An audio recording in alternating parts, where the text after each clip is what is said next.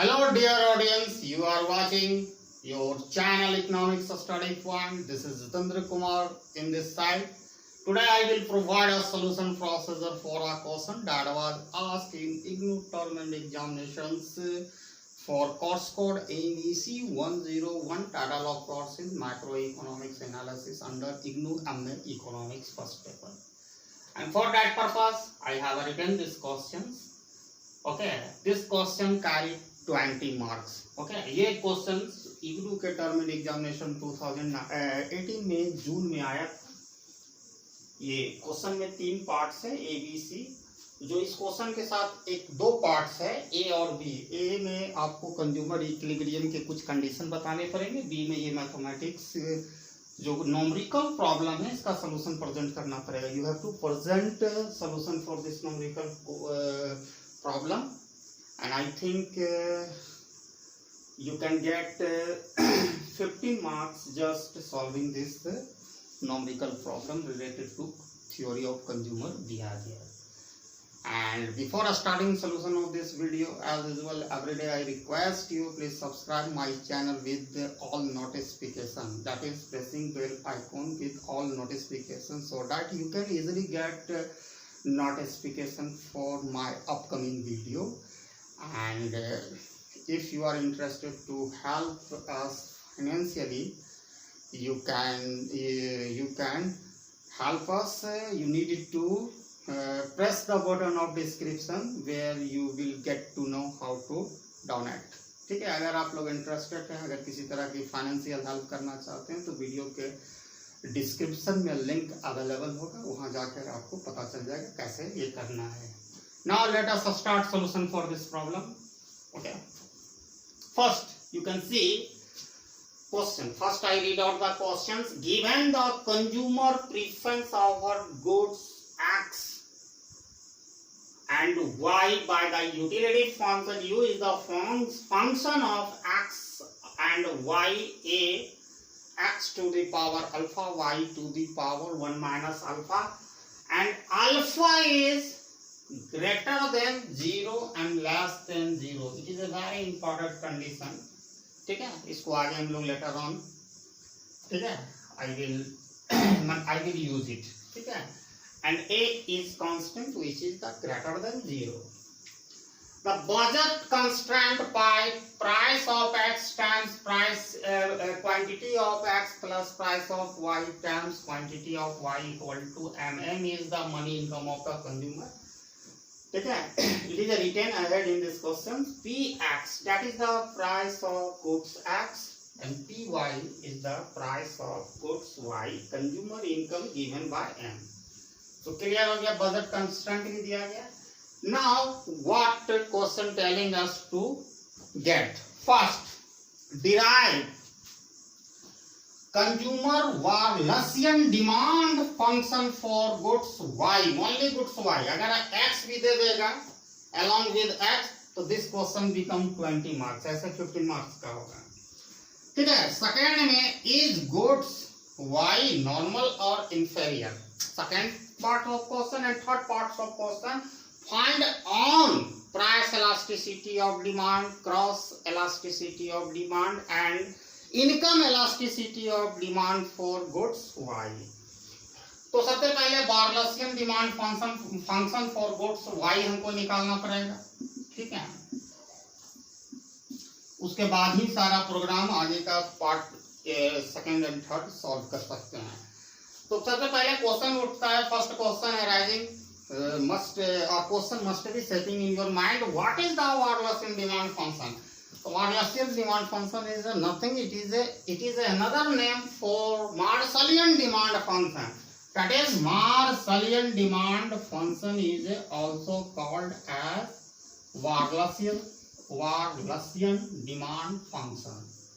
ठीक है, Marshallian demand function को ही Wallacian demand function कहा जाता है, called Wallacian demand function.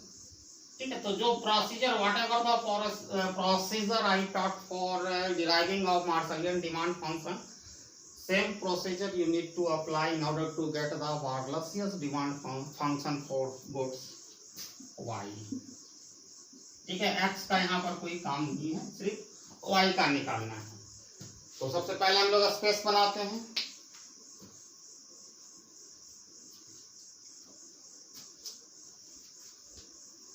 ये कंडीशन कुछ यहाँ पर जो कंडीशन है उसको हम सेपरेटली लिख लेते हैं, जो फ्यूचर में हमें काम करेगा लेटर ऑन।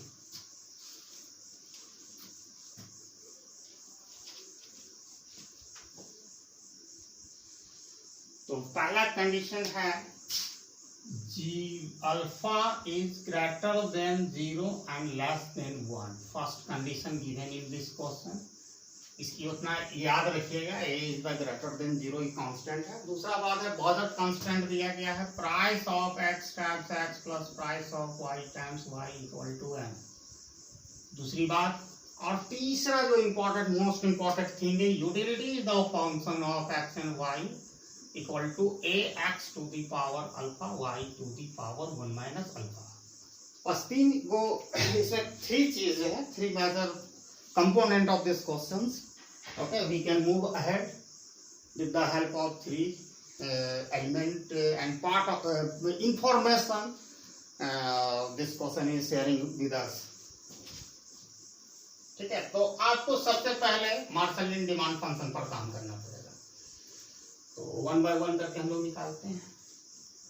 इसको रहने ही दिया जाए, कोई दिक्कत नहीं, इसको रहने दिया जाए। ठीक है, अब है कि वार्लसियन डिमांड फंक्शन को ही मार्शलियन डिमांड फंक्शन कहते हैं। ठीक है, इसमें कोई डाउट नहीं। Walrasian demand function is called Marshallian demand function.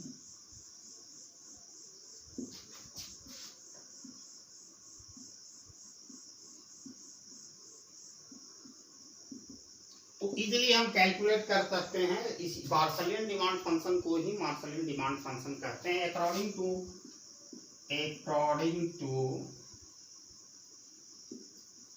मार्शलियन utility analysis, everybody know it, Marshallian utility analysis, everybody know it, marginal utility of goods x by marginal utility of goods y equal to price of x by price of y. Ratio of marginal utility of these two goods equal to ratio of their price.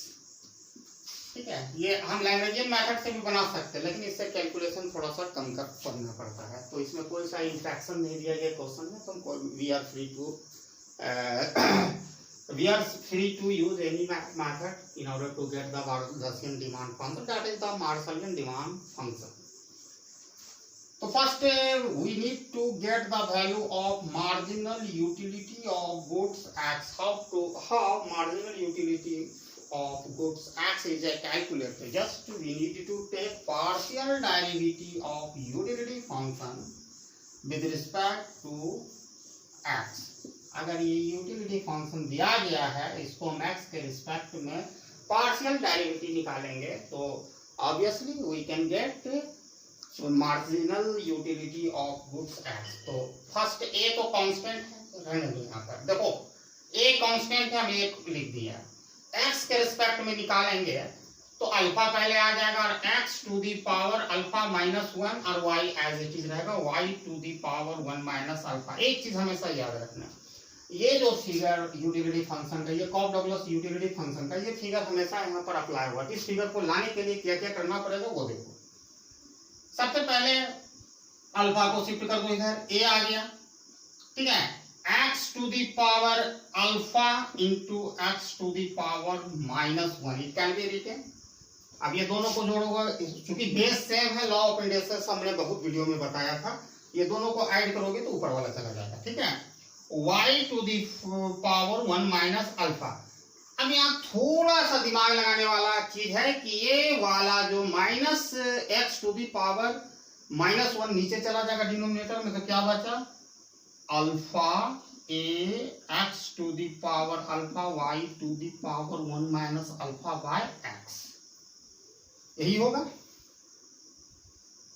ठीक है, alpha अपना जगह पर है, ये और ये सिर्फ नीचे चला गया, तो ये है marginal utility of goods x हम लोगों ने निकाल लिया, जो यहाँ लिख लेते हैं mu x equal to alpha a x to the power alpha y to the power 1 minus alpha by x, यही है। अब similarly we can get marginal utility of goods y, okay, just taking the partial derivative of utility function with respect to y.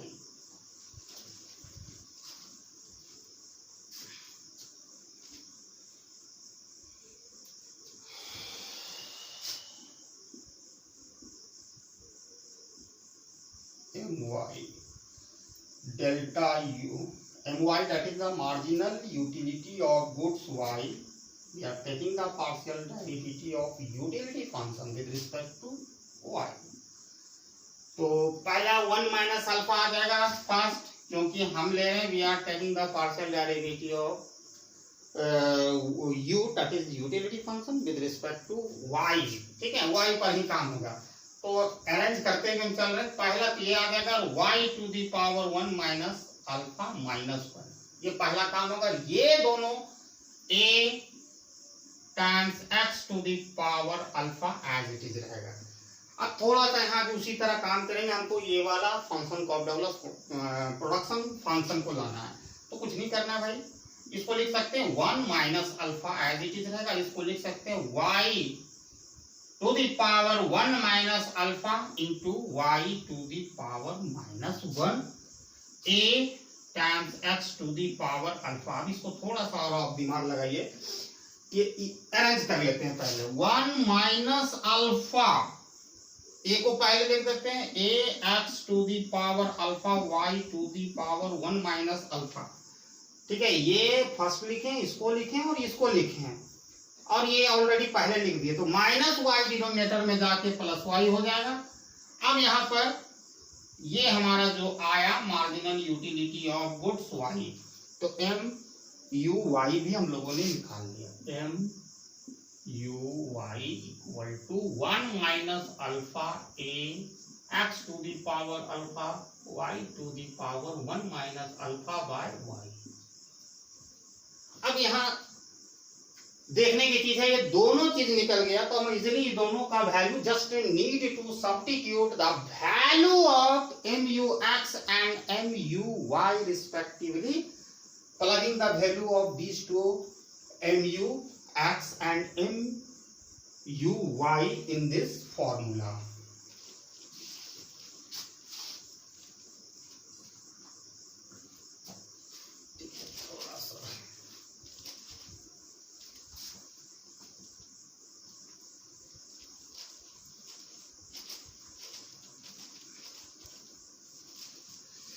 Very simple. Formula is marginal utility of x by marginal utility of y equal to their ratio of price, their price ratio. अब आपको whatever the value we got for the marginal utility of x, I have written here a times a x to the power alpha y to the power 1 minus alpha by x, and y marginal equal to price of x by price of y. Now we need to write the value of marginal utility of goods y, 1 minus alpha a x to the power alpha y to the power 1 minus alpha by y. अब इसको arrange करके हम आगे की और solution present कर सकते हैं। तो ये तो एज इट इज रहेगा alpha times x a into x to the power alpha y to the power 1 minus alpha by x. ये वाई ऊपर चला जाएगा भाई, यहाँ मल्टीप्लाई कर रहे हैं, याद रखिएगा, और ये नीचे ही रहेगा denominator 1 minus alpha x a x to the power alpha y to the power 1 minus alpha. आप देख सकते हो ये एज इट इज है, जैसे है, ये ऊपर चला गया और ये नीचे ही रहेगा 1 माइनस अल्फा। अब यहाँ पर थोड़ा सा देखने की चीज है, कोई equal to price of x by price of y, ये मल्टीप्लाई का साइन है, ठीक है। अब यहाँ देखो ये टर्म हेयर और ये टर्म हेयर, ये दोनों कैंसिल हो जाए, कैंसिल आउट कर सकते हो। तो what we are left to be alpha into y and 1 minus alpha into x equal to price of x by price of y. ठीक है, कुछ हम लोगों ने रिलेशनशिप यहाँ जनरेट किया है। अब वो रिलेशनशिप को लेके हम आगे बढ़ेंगे।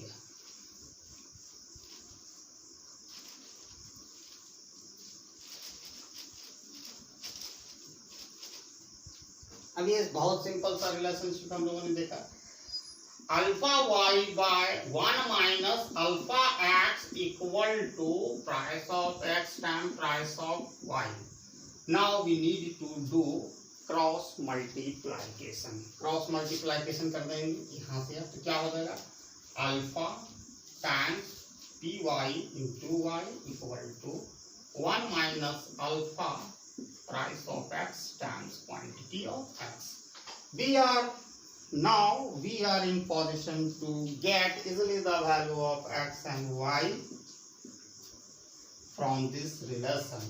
So therefore x equal to, ये वाला टर्म तो रहेगा न्यूमरेटर में alpha price of y times y, और कौन कौन नीचे चला जाएगा, एक्स को आप ले रहे हो तो कंज्यूम कर चुके हो, तो ये प्राइस ऑफ एक्स और 1 minus alpha times price of x and y equal to, ये टोटल टर्म रहेगा एक्स है 1 minus alpha price of x times x, नीचे आ जाएगा alpha times price of y. ठीक है, दो को रिलेशनशिप हम लोगों ने निकाल लिया, तो कोई चीज की जरूरत नहीं, यहाँ पर मैं मिटा देता हूँ, ये दो रिलेशनशिप मैंने निकाल दिया। तो x equal to alpha price of y times y by 1 minus alpha price of x। ऐसे y का हमारा वैल्यू की कोई जरूरत नहीं है, क्योंकि हमको गुड्स x निकालनी है, ऐसी गुड्स y निकालना है, तो हमको सब्स्टिट्यूट करना पड़ेगा वैल्यू x का। y equal to 1 minus alpha price of x times x by alpha price of y। ठीक है, तो पहला क्वेश्चन का पार्ट था, हमको निकालना था क्या, Walrasian demand function for commodity y। तो जब आप y निकालना है तो बजट कंस्ट्रेंट में हम लोगों को वैल्यू x का पुट करना है। In order we are interested to get Walrasian demand function for commodity y, we need to substitute the value of x in budget constraint. Budget constraint of price of x into x plus price of y into y equal to m. ठीक है, जब हमको x का जब निकालना होगा तो क्या करना पड़ेगा, y का वैल्यू पुट कर देंगे बजट कंस्टेंट में। ठीक है, तो सबसे पहले बजट कंस्टेंट को लिखना पड़ेगा, price of x into x plus price of y into y equal to m. अब what value we got for x? X equal to alpha times price of y into y by 1 minus alpha times price of x. Holding the price of x by default आ रहा है formula में, x का value सिर्फ करते हैं alpha price of y times y 1 minus alpha times price of x plus price of y times y equal to m. Now you can see here, price of x here and price of x here cancel. We are left with now alpha times price of y into y, 1 minus alpha plus price of y times y equal to m।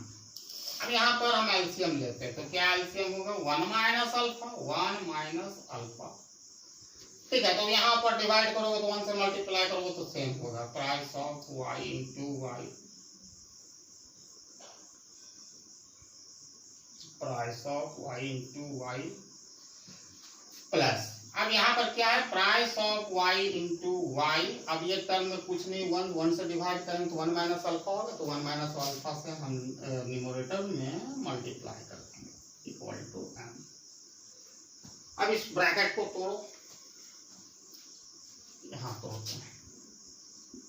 ठीक है, हम इस bracket को तोड़ दिए, alpha price of y times y, ये तो possible लिख दिए। अब यहाँ 1 से मल्टीप्लाई करेंगे तो प्राइस क्या होगा? Plus price of y times y। ठीक है, उसके बाद ये माइनस का साइन होगा, प्लस इंटू माइनस, माइनस सिर्फ मल्टीप्लाई कर अल्फा। ठीक है, price of y times y by 1 minus alpha जो डिनोमिनेटर में है इक्वल टू m है। यही है भाई, देख लो। ठीक है, इससे मल्टीप्लाई करेंगे तो ऊपर का टर्म आएगा, ये है। तो आपको कुछ यहाँ देखने की चीज है, जो alpha price of y and minus alpha price of y, ये दोनों कैंसिल हो जाएगा। तो now we are left with price of y times y 1 minus alpha equal to m। अब इसका क्रॉस मल्टीप्लिकेशन करेंगे तो क्या होगा? Price of y into y equal to 1 minus alpha m by therefore y equal to 1 minus alpha m by price of y। This is the Marshallian demand function या Walrasian demand function for goods x. ठीक है, तो question में बार्लसियन दिया है तो लिख देंगे इट इज, या WYW कर देना। ठीक है, बार्लसियन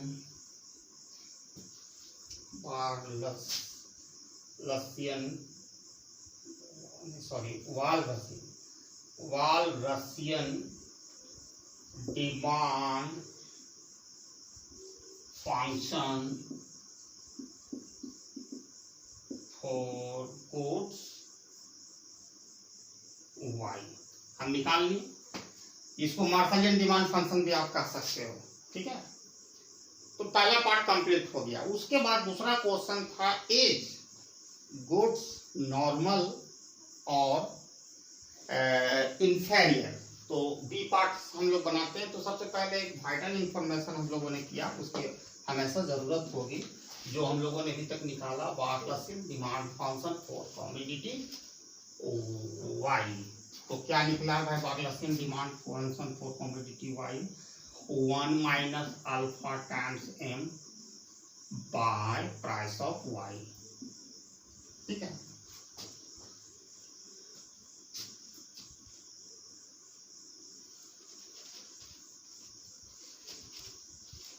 अब सेकंड पार्ट की तरफ बढ़ते हैं।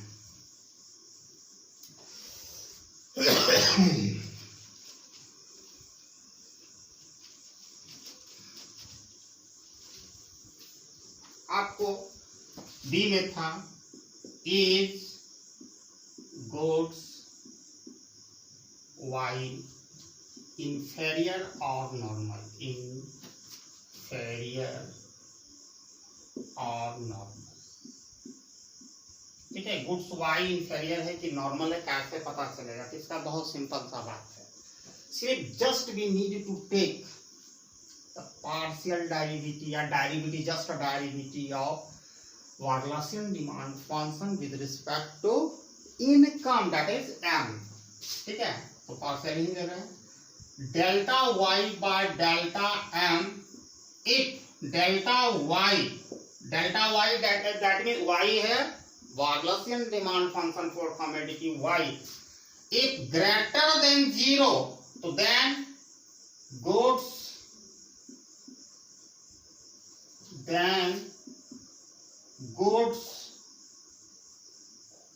y is normal।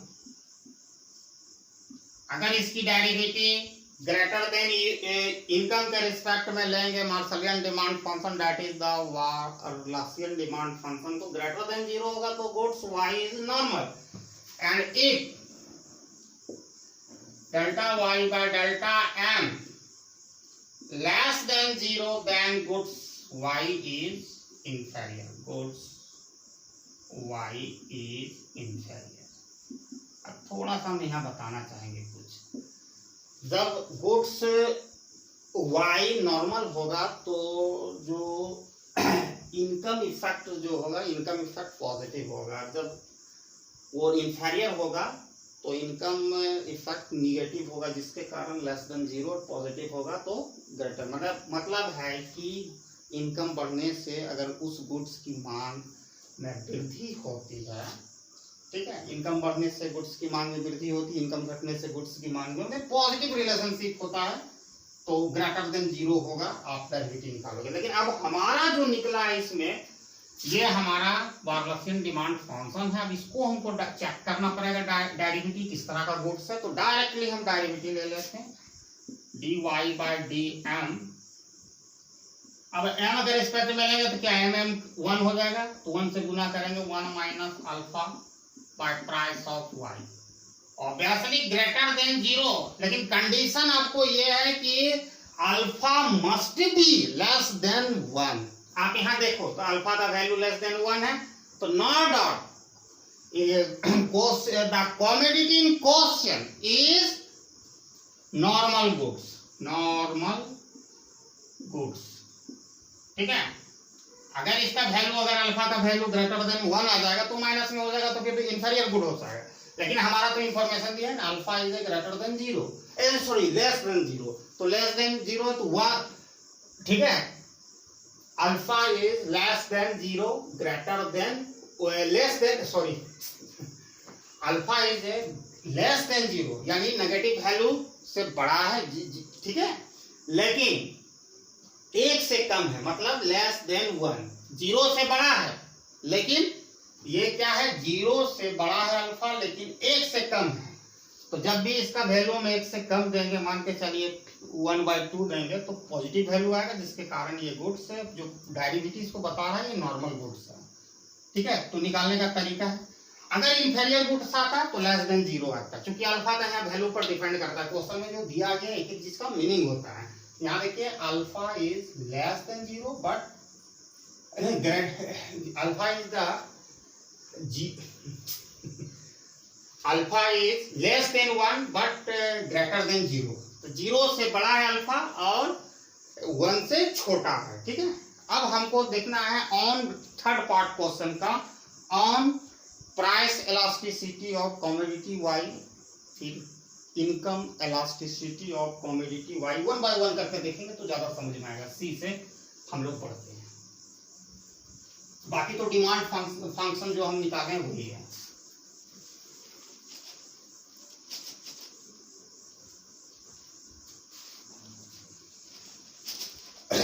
तो सी पार्ट में ऑन प्राइस इलास्टिसिटी,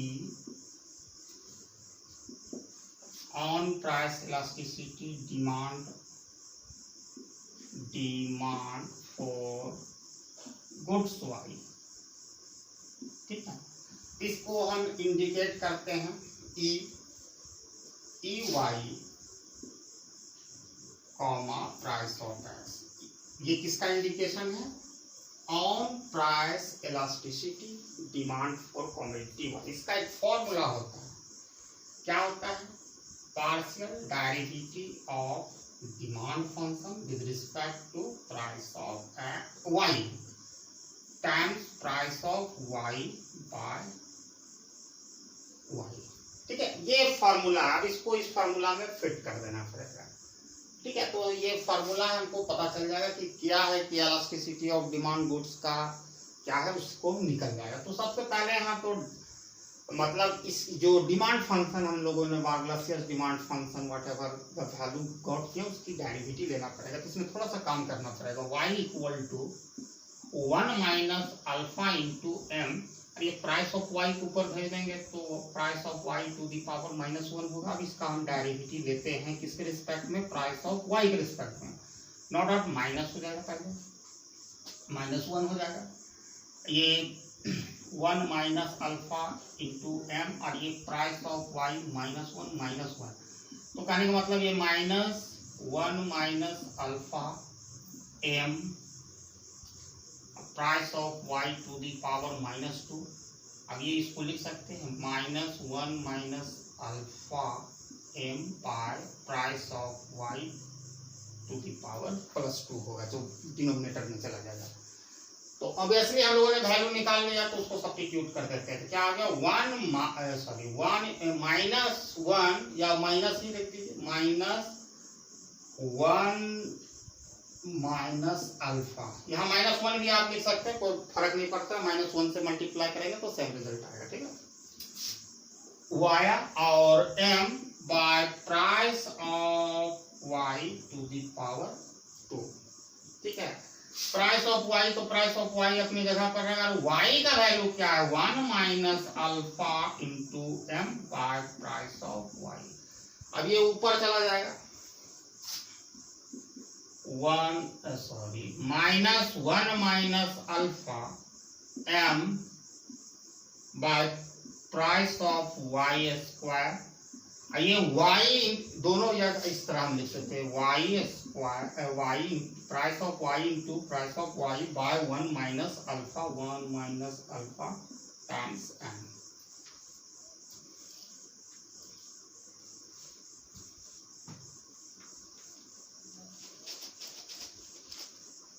अब इसको इस तरह भी हम लिख सकते हैं, 1 minus alpha times m by price of y square into ये p y price of y square हो जाएगा ये भी, और 1 माइनस अल्फा एम, ये एज इट इज रहेगा। अब देख रहे हो सब कट जा रहा है, ये इससे कट गया, ये इससे कट गया, तो ये इससे कट गया, ये इससे कट गया, तो ऑब्वियसली -1 आएगा। तो प्राइस एलास्टिसिटी, ठीक है, price elasticity demand of commodity y is -1, तो -1 आ रहा है तो नेगेटिव वैल्यू इंडिकेट कर रहा है, यानी लॉ ऑफ डिमांड को यहाँ एप्लीकेबल हो रहा है, यानी इसकी मूल्य में वृद्धि होने से। आखिर प्राइस से एलास्टिसिटी ऑफ डिमांड क्या होता है, ठीक है, percentage change in quantity demanded in response to percentage change in own price of commodity y. तो -1 हो गया, यानी इसकी प्राइस जब इस गुड्स के बढ़ेगी इसकी डिमांड कम होगी और घटेगी तो बढ़ जाएगी, ठीक है। अब इनकम एलास्टिसिटी ऑफ डिमांड की ओर बढ़ते हैं।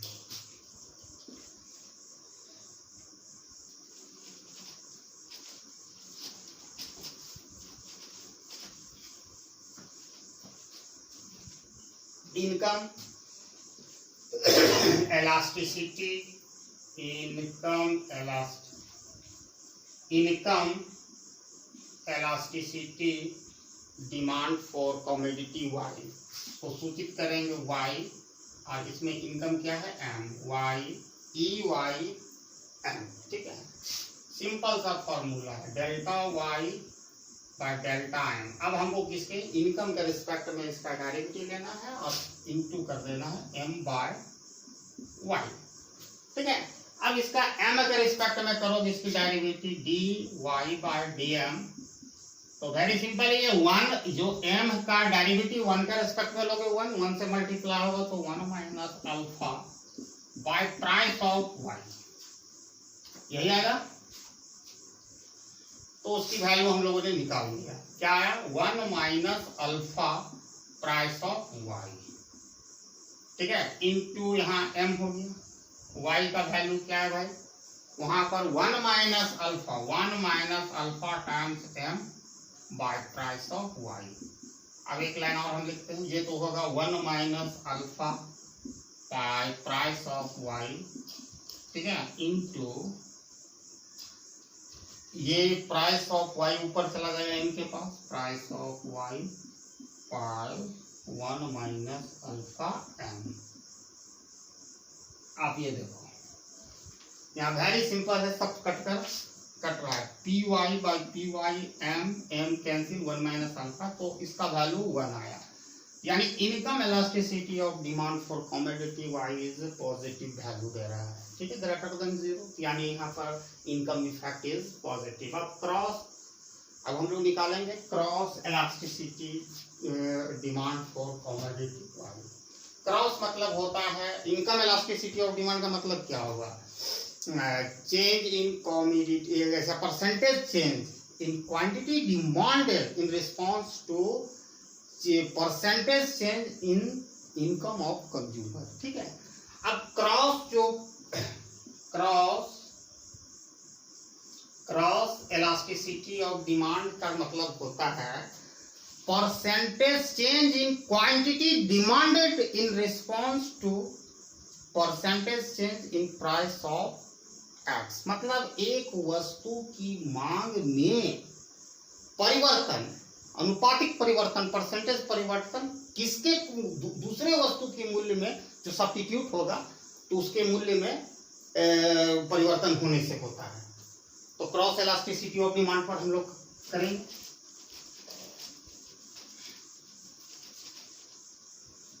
अब यहाँ क्या है, e y price of x. हम यहाँ पर दो कमोडिटी है एक्स एंड वाई, तो एक्स का ये निकालेंगे। पहला क्या करना है, delta y by delta p x into p x by Y.